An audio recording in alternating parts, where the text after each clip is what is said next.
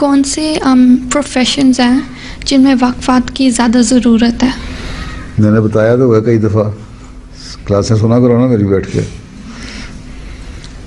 मैंने कहा था कि मेडिसिन है, टीचिंग है, हिस्ट्री है, साइंस में रिसर्च है, मतलब है कि ये तो जा सकती हैं, लेकिन ज़्यादातर हमें टीचर्स और डॉक्टर की ज़रूरत है और लिंग्विस्ट की ज़रूरत है, हैं, ताकि जो लिटरेचर है जमात का उसको ट्रांसलेशन की जाए।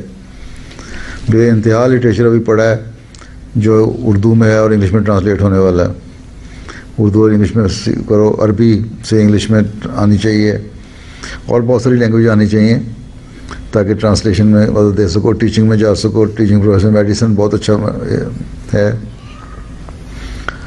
तो इसके अलावा आर्किटेक्चर वगैरह भी है। अगर एस्थेटिक सेंस तुम लोगों की ज़्यादा अच्छी है तो जा सकते हो, या इंटरेस्ट है तुम्हारा उसमें, ठीक है। फिर कंप्यूटर में है,